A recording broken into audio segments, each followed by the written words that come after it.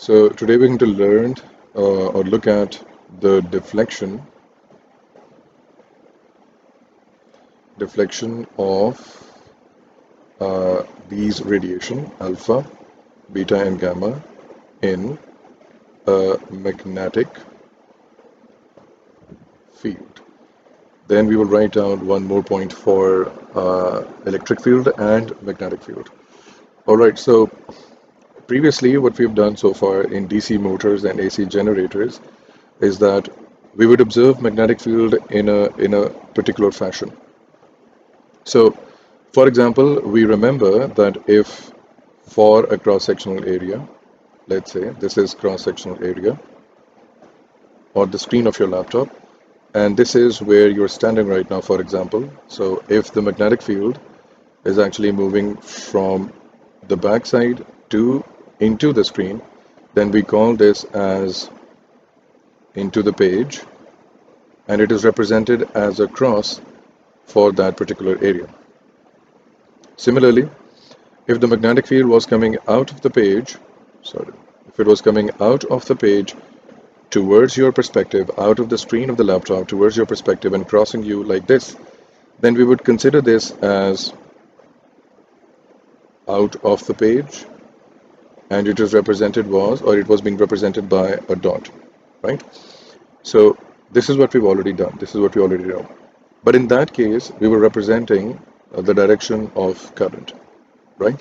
Over here, we're going to represent it in terms of direction of magnetic field. So basically, it can be used to represent the direction of current. It can also be used to represent the direction of magnetic field. So this is just a convention that it represents, dot represents something that is coming out of the page, and cross represents something that is going into the page.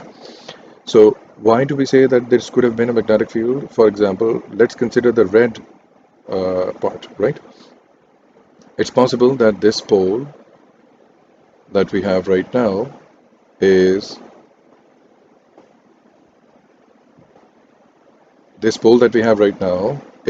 North Pole. So North poles introduce magnetic field out of them, or the pole is pointing out of the page, or they're pointing away from the North Pole. And the South Pole could have existed at this location, right? So this is how it would be visible to a simple common man, that this would have been the South Pole. So the magnetic field is moving from north eventually to south. So not only this, but we could have also looked at it from that perspective, that actually the current through a conductor, let's say this is a piece of wire that is carrying current towards you, towards your perspective, then it could have been represented by a dot. So not only the dot and cross convention is good enough for the direction of electric current, it is also good enough for the direction of magnetic field, or the representation of magnetic field. And we will now keep the Fleming's left-hand rule in mind. Fleming's left-hand rule in mind to solve the next question. You see, we remember that alpha has a positive charge and beta has a negative charge and gamma has no charge, right? Now let's apply this idea over a magnetic field. So let's say that right now the magnetic field that we have in a particular area is cross. Sometimes he will write down a cross, and sometimes he will just label an area as magnetic field is into the page. It's just a matter of labeling it, right? Okay, so for the sake of example, let's say that we have a positive charge being introduced into the system, right? Now I know that this positive charge could only be the alpha particle. If the chapter is about radioactivity, then this is what that particle would be. If the chapter is about simple electric or DC currents, then they would represent it as a positive entity. So no matter they represent this charge as alpha, like this, for example, this is alpha, or they simply write down alpha, or they represent it as a positive charge, no matter what representation they use, we know that we're going to talk about the positive charge.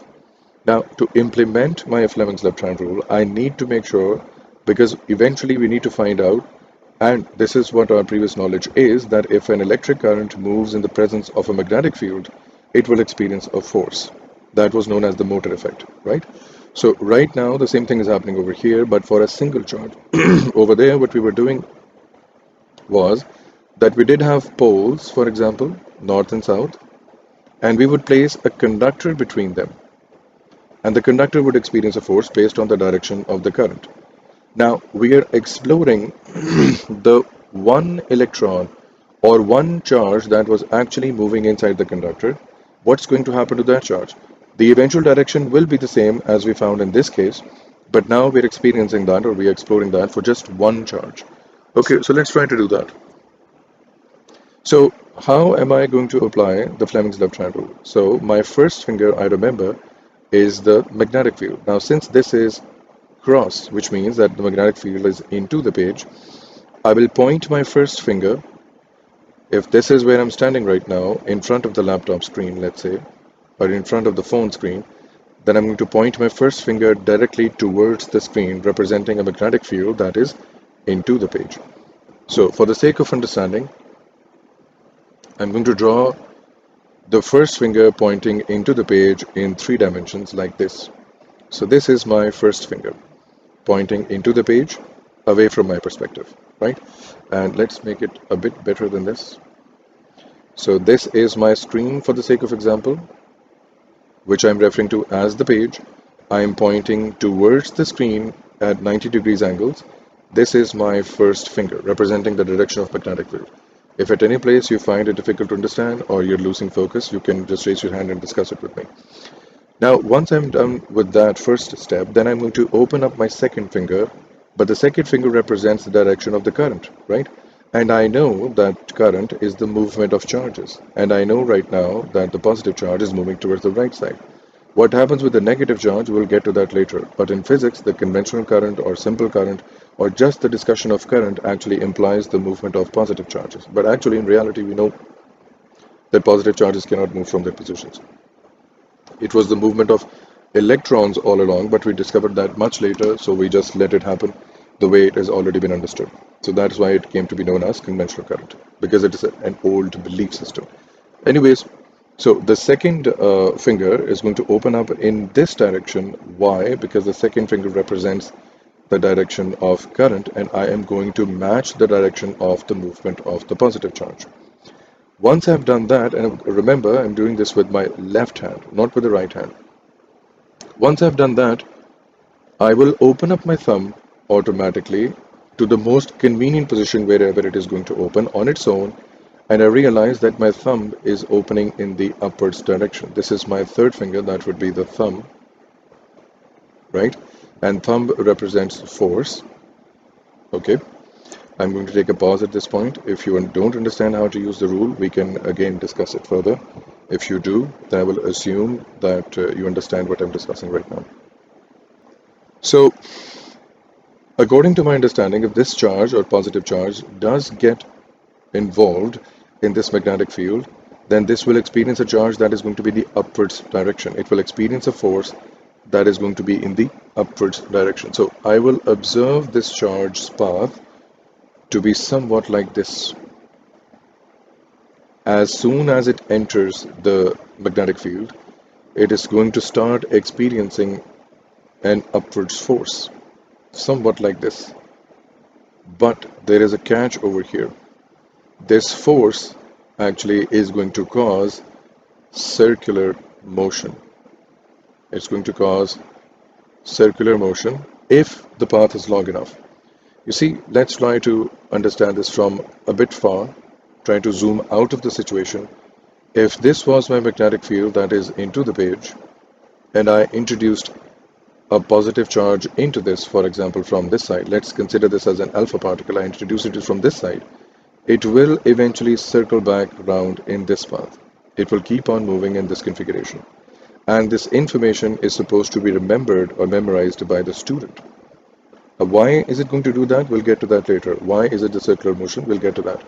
But the end goal is that the student remembers that this is circular motion, and it is specifically only going to take place in the magnetic field, when the charge moves in a magnetic field. In the previous lesson, what we did was that we had positive and negative charges played, or positive and negative plates.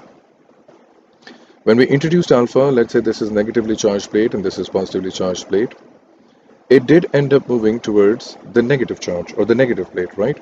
This path is referred as a parabolic path. A parabolic path. This is not curved, this is not circular. The specific name is parabolic path. That is why we need to clearly mention that for a magnetic field, the path is going to be circular. Now, how is it going to be circular? Let's exaggerate the situation a bit more to understand it completely.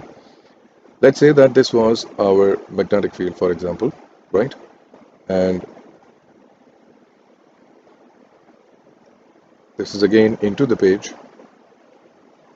Now, for example, the charge has entered, or the positive charge has entered at this point. The moment it encounters the magnetic field, it will start experiencing a force. So now it already has a velocity in this direction. So when it enters this point, it has a forward velocity and it has a force exerting in the upwards direction, which is the exact condition for the circular motion. Now just imagine that let's say that the charge ends up going at this point. Let's say that the charge right now is at this point. Since it is going to move in this direction, right? So the velocity vector will be in this direction.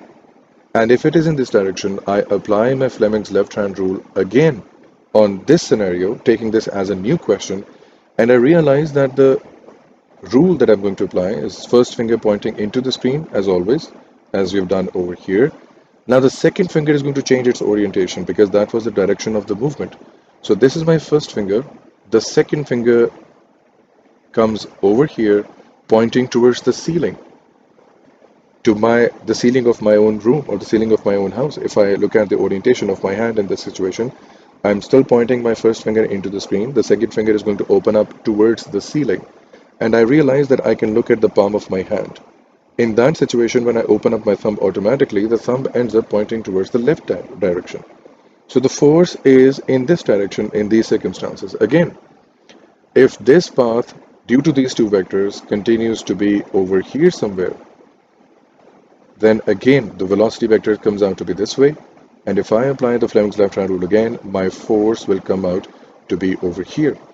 So this is exactly how the circular motion actually takes place, because there is a force that is constantly trying to apply a resultant force towards a hypothetical or at least an imaginary circle that we are laying out right now. That is why we have to remember and explicitly mention that this will be a circular path for a charged particle in a magnetic field, and for the charged particle in an electric field, the path will be parabolic. You will read this point in A levels more frequently, or you will get to know this in A levels. I've just explained this to you right now so that when we go to A levels, we have a strong foundation and we do understand why and everything is happening over there. Because over there, you're going to calculate these forces. There will be some formulas that that will enable you to eventually calculate this. So that's why I'm laying down the foundation just right now. Okay, so this is what happens with the deflection of alpha, beta, and gamma in magnetic field. Now we discussed the positive charge, that is the alpha. The negative charge will have the opposite effect.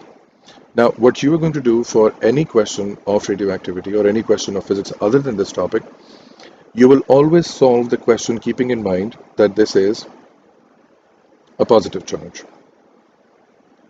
But if it is about the electron or the beta particle, then you will give the opposite answer to the positive charge. Now see, what we did was that if this was a positive charge being exposed to the magnetic field into the page, this charge was supposed to move upwards over here.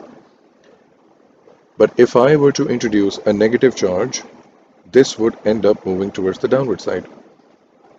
So whenever you solve a question, if the positive charge is not given to you in the question, of course, the question is about the negative charge, you will solve it thinking about the positive charge. And of course, if we solve it according to the positive charge, we realize that it is going to experience a force that is upwards, right? But now, since you know that this is not a positive charge, this is an electron, we will give the opposite answer. This will move towards this side. There is a reason for that, but that gets a bit complicated. So I am not going into that. I will discuss that just now. When we apply the Fleming's left-hand rule for the negative charge, since the Fleming's left-hand rule is for the positive charge or the conventional direction of current, it follows that direction. And if you are now going to consider an electron in place of a positive charge, then you're supposed to take this direction to be opposite. You see, if we go back to the DC circuits, Let's say this is a positive terminal, this is a negative terminal, and I consider this to be my resistor. The conventional current flows from positive to negative. So this is it and exits from positive and tries to go towards negative. This is an old belief system. The latest concept was that that's not how it goes. It actually goes from negative terminal, an area of high concentration of electrons, to the resistor and goes back to the battery. This is the true process. But since the equations of V equals to IR and P equals to IV don't give different answers even if we change the direction of the current or consider the different direction of current, we have not bothered to correct this at all. So that's why this current is known as conventional, because it is an old belief system. So whenever physics or whenever in physics we're going to talk about current, we are discussing this as positive towards negative. And this is the direction of current that we've taken for the Fleming's left-hand rule, right? So now if I consider this as my correct or true direction, and if the electron is also moving in this direction, then I'll have to take it in the opposite direction. Because for the positive charge, this is the direction through the resistor. For the negative charge, this is the direction of the resistor, or so the current through the resistor. Since they are moving opposite to each other, although the positive charge or this current never flows in the first place, it is always, or it has always been the electron. But for the sake of argument, let's say even if the positive charge was moving, so they are in the opposite direction. So for this rule to be applicable, I will apply the Fleming's left-hand rule, but for this time around, I will consider the opposite direction for the current. So my rule changes slightly. I realize that I still have to point my first finger into the direction of the current, into the direction of the magnetic field, but previously I was pointing towards in the direction of the velocity. But that was for the positive current or the positive charge. This time around, I'll have to rotate my wrist. Listen carefully. I'll have to rotate my wrist to point the direction of current to be in the opposite way. Because if the negative is moving right, then the positive must have been moving left. This is where the logic actually comes from.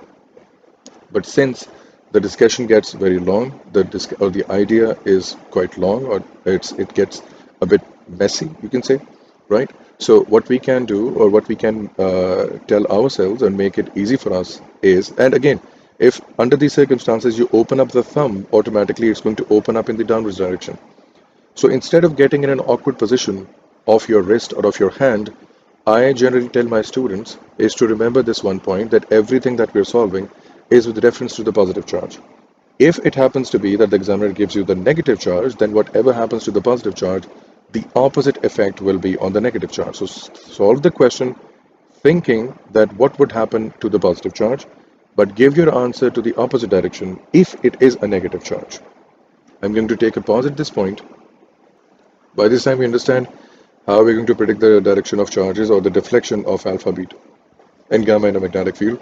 And of course, we know that the positive and negative charges will be deflected in a magnetic field, but if you introduce gamma radiation, they would pass straight through. They would pass undeviated, since they have no charge and they do not get involved in this process. Okay, so this is what's the background for that. And the next topic that we have